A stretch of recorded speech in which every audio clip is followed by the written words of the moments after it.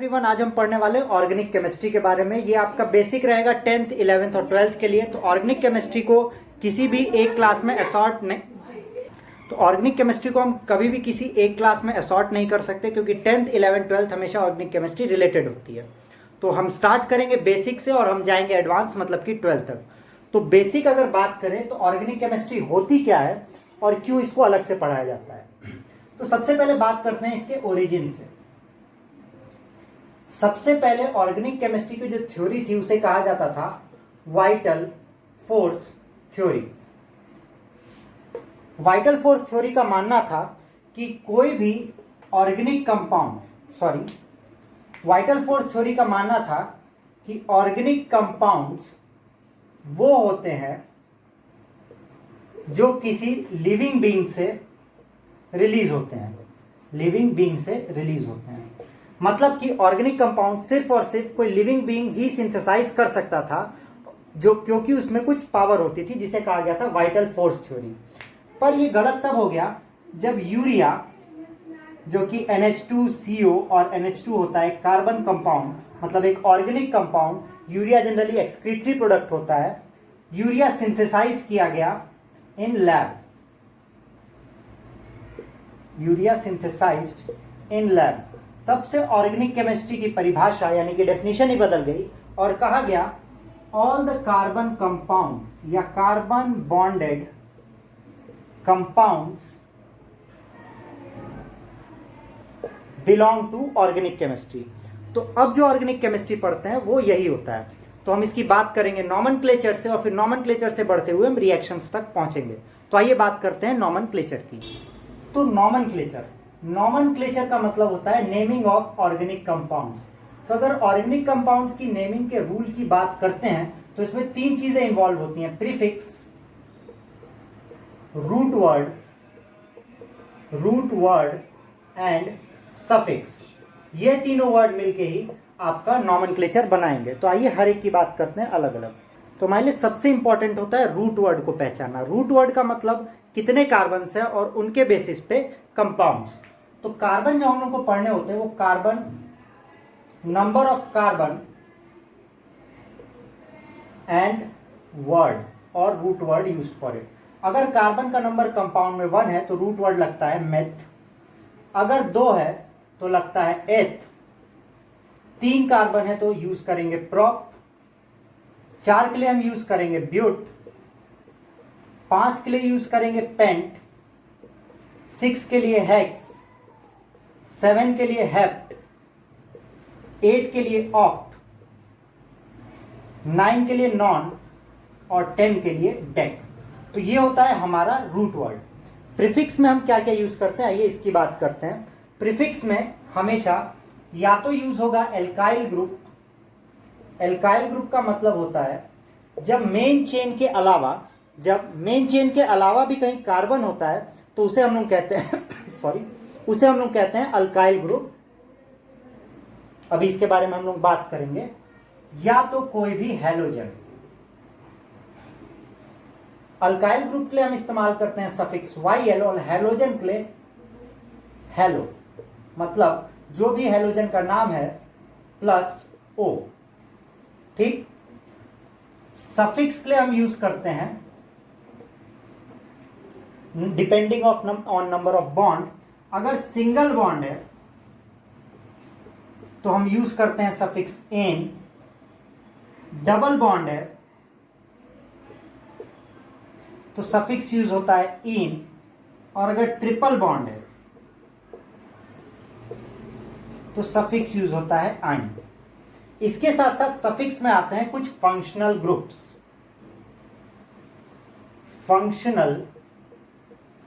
Groups. अगर OH, जिसको alcohol कहते हैं, अगर OH ग्रुप है तो हम सफिक्स यूज करते हैं ऑल। सारे फंक्शनल ग्रुप हमेशा सफिक्स में ही ऐड होते हैं।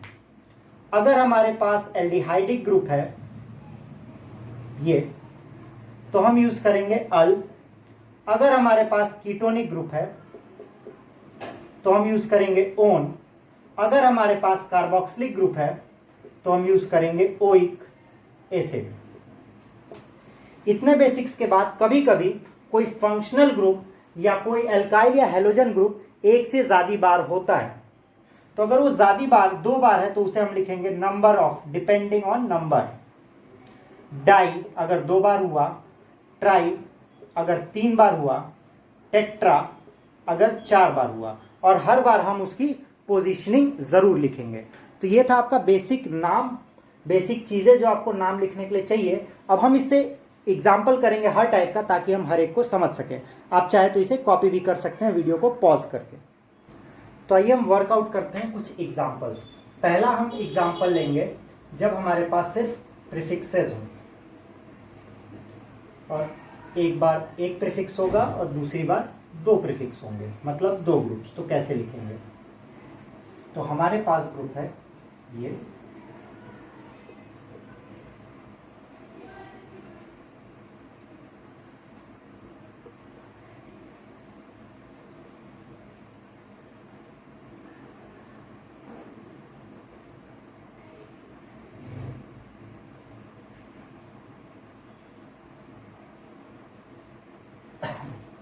अब देखिए हमारे पास ये कंपाउंड है जिसमें हमारे पास डबल बॉन्ड है।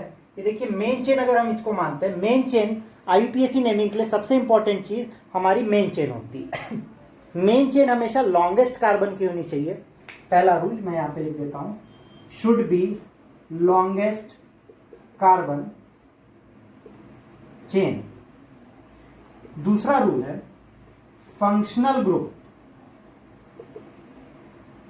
फंक्शनल ग्रुप्स, अगर फंक्शनल ग्रुप्स है तो सबसे पहली प्रायोरिटी इन्हें मिलेगी, या फिर प्रीफिक्स। अगर फंक्शनल ग्रुप नहीं है तो प्रीफिक्स की प्रायोरिटीज होती है, प्रायोरिटी मतलब पहले इन्हीं को माना जाएगा। Should get lowest number. अब प्रीफिक्स में भी किसे प्रायोरिटी देते हैं पहले, सॉरी ये थोड़ा सा टेढ़ा हो चुका है, इसको मैं सीधा कर देता हूं। Prefix should get lower number। ठीक, इसके बाद दूसरी चीज, अब प्रीफिक्स अगर हमारे पास है तो क्या प्रायोरिटी का ऑर्डर होगा? सबसे पहले प्रायोरिटी का ऑर्डर होता है मल्टीपल बॉन्ड्स का, मतलब सबसे कम नंबर हम देने की कोशिश किन्हें करेंगे? मल्टीपल बॉन्ड्स, मतलब डबल या ट्रिपल बॉन्ड। उसके बाद हेलोजन, उसके बाद अल्काइल ग्रुप्स। तो ये होगा हमारा प्रायोरिटी का ऑर्डर। तो यहां पे हम देख रहे हैं हमारे पास हेलोजन ग्रुप है, मेन चेन 1 2 3 4 कार्बन का ये ले सकते हैं, या तो 1 2 3 4 कार्बन ये ले सकते हैं। दोनों केस में हमारे पास कार्बन कितने हैं? 4। पर हम हमेशा फंक्शनल ग्रुप्स को इंक्लूड करेंगे। हमारे मेन चेन में ये आ रहा है तो इसीलिए हम मेन चेन में इसे लेंगे। तो अब या तो काउंटिंग हम इस साइड से स्टार्ट कर सकते हैं या तो इस साइड से। तो जैसा कि आपको बताया गया, पहला प्रेफरेंस मल्टीपल बॉन्ड को, मतलब मल्टीपल बॉन्ड को ही सबसे कम नंबर मिलना चाहिए। तो मल्टीपल बॉन्ड को कम नंबर कब मिल सकता है? जब हम स्टार्ट यहां से करें। तो ये हुआ 1, कार्बन नंबर 2, कार्बन नंबर 3 और कार्बन नंबर 4। तो अब हमारा लिखने का तरीका क्या था? Prefix plus root word plus suffix, यही था हमारा। तो पहले हमने क्या कहा था? Root word. तो 1 2 3 4, 4 के लिए रूट वर्ड क्या था? ब्यूट। अब लिखते हैं सफिक्स। हमने देखा सफिक्स के लिए कोई भी फंक्शनल ग्रुप नहीं है, तो जब फंक्शनल ग्रुप नहीं रहता है तो हम मल्टीपल बॉन्ड को ही एज अ सफिक्स लिखते हैं। तो सफिक्स डबल बॉन्ड के लिए क्या यूज करते हैं? इन। और क्योंकि ये कार्बन नंबर 1 पे है तो हम इसे डायरेक्टली इन लिख सकते हैं। तो ब्यूटीन ये हो गया। अब हमारे पास आते हैं प्रीफिक्स। तो प्रीफिक्स में हमारे पास क्लोरीन है, जिसको हम लोग लिखेंगे क्लोरो, और इसका पोजीशन है कार्बन नंबर 4 पे। और एक कार्बन है तो मिथ, और एल्काइल है तो वाइल, तो मिथाइल, जिसका पोजीशन है 3 पे, मिथाइल। तो जब भी हम प्रीफिक्स लिखते हैं तो प्रीफिक्स का ऑर्डर हमेशा डिपेंड करता है प्रीफिक्स का ऑर्डर हमेशा डिपेंड करता है अल्फाबेटिकली। तो हम देखते हैं सी पहले आएगा एम से, तो हम पहले सी को लिखेंगे। तो ये हो जाएगा 4 क्लोरो 3 मिथाइल ब्यूट इन। आप ब्यूट 1 इन भी लिख सकते हैं। तो ये हो गया जब आपका एक ही हेलो ग्रुप या एक ही प्रीफिक्स हो।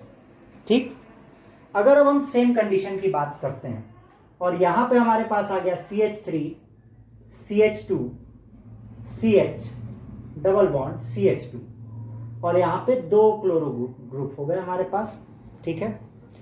तो जब 2 क्लोरो ग्रुप होंगे तो बेसिक नेमिंग तो यही होगी ब्यूट, रूट वर्ड आपका 4 carbon 1 2 3 and 4, double bond suffix होगा 1 इन। अब हम देख रहे हैं कि तीसरे और चौथे कार्बन पे दोनों पे सिर्फ क्या है, हेलोजन से, आप देख सकते हैं।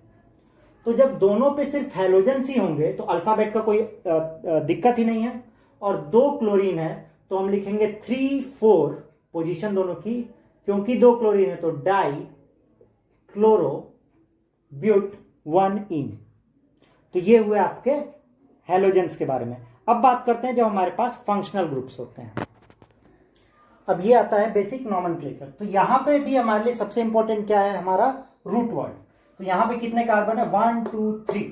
तो 3 कार्बन के लिए सबसे पहले हमने लिखा रूट वर्ड प्रोप, और क्योंकि मेन कार्बन चेन से कोई भी अल्काइल ग्रुप नहीं है, कोई भी फंक्शनल ग्रुप नहीं है, सॉरी कोई भी अल्काइल ग्रुप नहीं है और कोई भी हैलोजन का ग्रुप नहीं है, तो हम प्रीफिक्स कुछ भी नहीं इस्तेमाल करेंगे।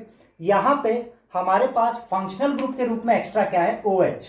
और अभी हमने पिछले थोड़ी देर पहले ही पढ़ा था, तो OH के लिए हम क्या इस्तेमाल करते हैं, ऑल। तो प्रोपेन की स्पेलिंग ई, क्योंकि सिंगल बॉन्ड है हर जगह तो हम लोग एन लिखेंगे, और क्योंकि ऑल लिखना है तो इस ई को कट करके लिख देंगे प्रोपेनॉल। और क्योंकि ये कार्बन का कोई भी पोजीशन नहीं है तो प्रोपेनॉल भी लिख सकते हैं, 1 प्रोपेनॉल इसे लिख सकते हैं, या फिर प्रोपेन 1 ऑल भी इसे लिख सकते हैं। तो ये था आपका एल्कोहल ग्रुप। अब बात करते हैं इसकी।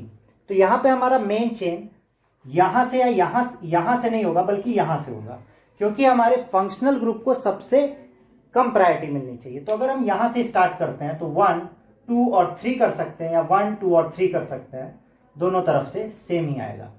तो ये CHOH है, या तो आप CHOH को ये भी कह सकते हैं C double bond O H और इसके साथ H। तो ये एल्डिहाइडिक ग्रुप है। तो पहले रूट वर्ड, हमेशा रूट वर्ड क्या है, 1 2 3 कार्बन के लिए प्रोप, क्योंकि यहां पे सिंगल बॉन्ड है तो प्रोपेन लिख सकते हैं आप।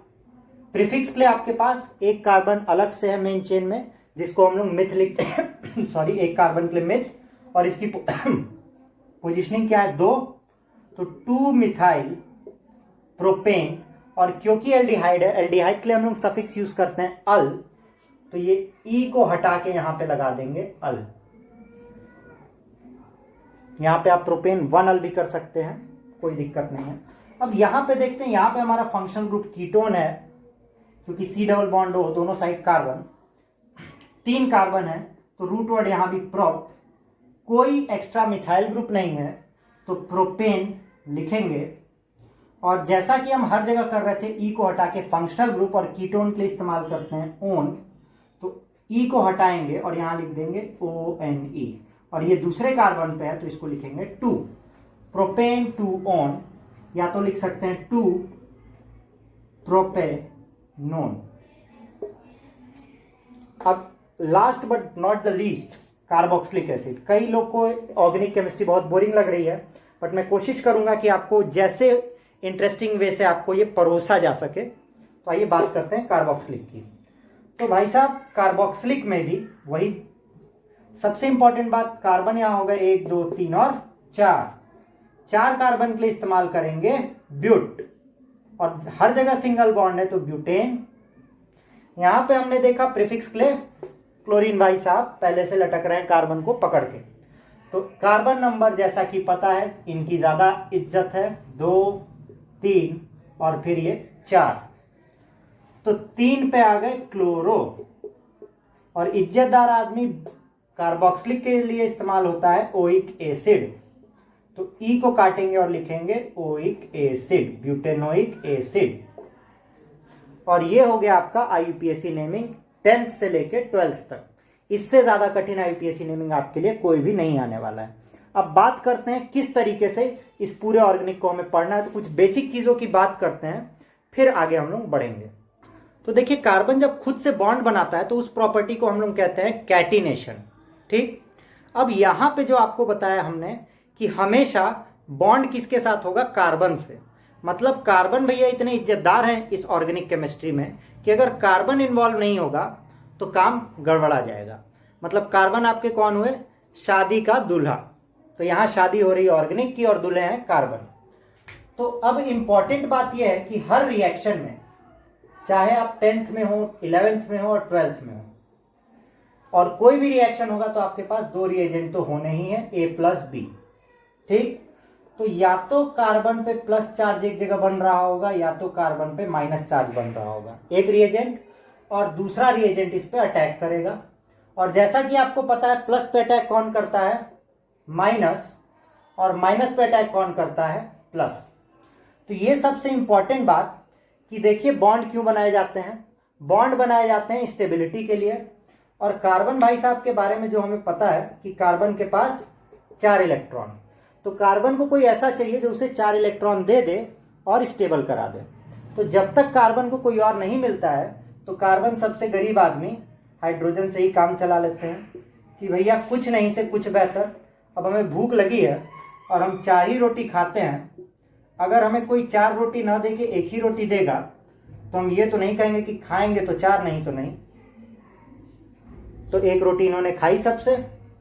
पर जैसे ही कोई ऐसा आता है जो कार्बन को एक से ज़्यादा इलेक्ट्रॉन दे सके तो कार्बन भाई साहब तुरंत उसी की तरफ भागेंगे और हाइड्रोजन को कहेंगे भाई निकलिए। ठीक, क्योंकि एक रोटी अगर कोई दे रहा है और 2 रोटी कोई दे रहा है तो हम 2 रोटी की तरफ ही भागेंगे। तो जैसे ही हाइड्रोजन निकलेगा, क्योंकि आपको पता है इलेक्ट्रोनेगेटिविटी का ऑर्डर आपको एक और वीडियो में बताया गया है जिसमें हमने कहा था फॉन्कल ब्रिस्की अंकल, फॉन्कल ब्रिस्की, जो कि इलेक्ट्रोनेगेटिविटी का ऑर्डर है। तो ऑक्सीजन हाइड्रोजन से बहुत ज़्यादा इलेक्ट्रोनेगेटिव है और 2 इलेक्ट्रॉन भी दे रहा है, और कार्बन भी हाइड्रोजन से इलेक्ट्रोनेगेटिव है। तो जब भी हाइड्रोजन निकलेगा तो कार्बन पे minus charge. Generally organic chemistry में कार्बन पे प्लस चार्ज ही होता है। तो रिएक्शन इसी प्रकार से होंगे। इतनी बात समझ में आई। और जब कार्बन पे प्लस चार्ज है तो प्लस पे जैसे कि अटैक करेगा माइनस चार्ज, और माइनस चार्ज जो होगा वो प्लस पे अटैक करेगा, और इस माइनस चार्ज को हम कहेंगे न्यूक्लियोफाइल। न्यूक्लियोफाइल का मतलब न्यूक्लियस लविंग। अब न्यूक्लियस लविंग इसे क्यों कहा जा रहा है भाई लोग? क्योंकि न्यूक्लियस में कौन सा चार्ज? Positive charge. तो माइनस चार्ज अगर ऐसे कार्बन पे अटैक कर रहा है जिसपे प्लस चार्ज है तो वो हुआ न्यूक्लियस लविंग और न्यूक्लियोफाइल। अगर प्लस चार्ज माइनस पे अटैक कर रहा है तो ये किस पे अटैक कर रहा है? इलेक्ट्रॉन पे, इसलिए इसे कहेंगे इलेक्ट्रोफाइल, मतलब कि इलेक्ट्रॉन लविंग। तो ये आपकी बेसिक बात थी कि किस पे कौन अटैक करेगा, किस पे कौन नहीं अटैक करेगा। कार्बन पे जब पॉजिटिव चार्ज होता है, जो कि आधे से अधिक ऑर्गेनिक केमिस्ट्री में आप यही देखेंगे, तो उसे कहेंगे कार्बोकैटायन, कार्बोकैटायन। और जब कार्बन पे नेगेटिव चार्ज आएगा तो उसे क्या कहेंगे? Carb anion. और अधिकतर कंडीशन में आपके कार्बोकैटायन भाई साहब ही दिखेंगे आपको ऑर्गेनिक केमिस्ट्री में घूमते टहलते। अगली चीज जो हमें आइडेंटिफाई करनी होती है वो होती है कार्बन भाई साहब के साथ जुड़े कौन कौन। कार्बन के साथ हमने अधिकतर देखा है क्या जुड़ा हुआ है? ऑक्सीजन। अब कार्बन रिएक्शन उतनी ही तेज करेगा जितनी तेजी से वो प्लस चार्ज बनाने की कोशिश करे या जितनी तेजी से माइनस चार्ज बनाने की कोशिश करे, जिसको कि हम कहते हैं फॉर्मेशन ऑफ कार्बोकैटायन एंड कार्बोएनायन, जिसको कहते हैं हम कार्बोकैटायन की स्टेबिलिटी। तो अब जानते हैं कि स्टेबिलिटी कैसे होगी। बेसिक अगर तरीका हम जाने तो कुछ इफेक्ट्स होते हैं जो इन स्टेबिलिटी को इफेक्ट करते हैं। जैसे कि अगर हम बात करें तो एक रिएक्शन इंटरमीडिएट और फिर प्रोडक्ट से होके गुजरेगा, तो रिएक्शन कितनी तेज होता है वो डिपेंड करेगा इस इंटरमीडिएट पे कितनी जल्दी पहुंचता है। माना कि हमें यहां से जाना है कहीं दूर, मान लीजिए हमें यहां से जाना है कन्याकुमारी और हम हैं बनारस में, और ट्रेन हर समय हर 1 मिनट में ट्रेन है, तो हम कितनी जल्दी कन्याकुमारी पहुंचते हैं वो डिपेंड करेगा कि इंटरमीडिएट मतलब कि रेलवे स्टेशन पे हम कितनी जल्दी पहुंचेंगे, मतलब हम ट्रेन पे कितनी जल्दी पहुंचेंगे। तो वैसे ही अगर कोई कार्बन कंपाउंड है, कार्बन कंपाउंड है, तो उसका इंटरमीडिएट कितना जल्दी बनेगा उसी पे डिपेंड करेगा कि रिएक्शन कितना तेज होगा। ठीक, और इंटरमीडिएट कितना तेज बनेगा ये डिपेंड करेगा कि ये स्टेबल कितना है। स्टेबल का मतलब कोई भी रिएक्शन हो रहा है, कारण क्या है? स्टेबिलिटी। तो ये स्टेबल कितना जल्दी से होने वाला है वो हमें बताएगा कि रिएक्शन कितना तेज हो रहा है। अब इसका क्या मतलब हुआ? मान लीजिए हम खड़े हैं और हो सकता है कि आप अपने घर में बैठ के या लेट के देख रहे हो, तो अगर हमसे कोई कहता है कि आप लेट जाइए, तो लेटना मेरे लिए ज़्यादा स्टेबल है, तो हम तुरंत जाके लेटेंगे। पर अगर आप लेटे हैं या बैठ के देख रहे हैं, तो हमको अगर कहा जाए लेटिए तो हम तुरंत लेटेंगे, क्योंकि वो ज़्यादा स्टेबल कंडीशन है। पर जो लेटा है, जैसे आप लेटे या बैठे हैं और आपसे कहा जाए कि जाके खड़े हो जाओ, तो खड़ा होना स्टेबल कम है। तो अगर कोई आपसे कहता है खड़े हो जाओ, तो फिर आप मुंह बनाना स्टार्ट करेंगे, अरे मन नहीं किया। तो वैसे ही जैसे ही आप खड़े होंगे तब आपसे कहा जाएगा कि पानी ले आओ। ठीक, जैसे आपसे आप लेटे और आपसे कह दिया गया पानी लेके आओ, तो अब आपको दिक्कत हो जाएगी, क्योंकि पहले आपको खड़ा होना है जो आपका इंटरमीडिएट है, जो कि लेटने से कम स्टेबल है, और फिर आपको पानी लाने जाना है जो कि आपका प्रोडक्ट है।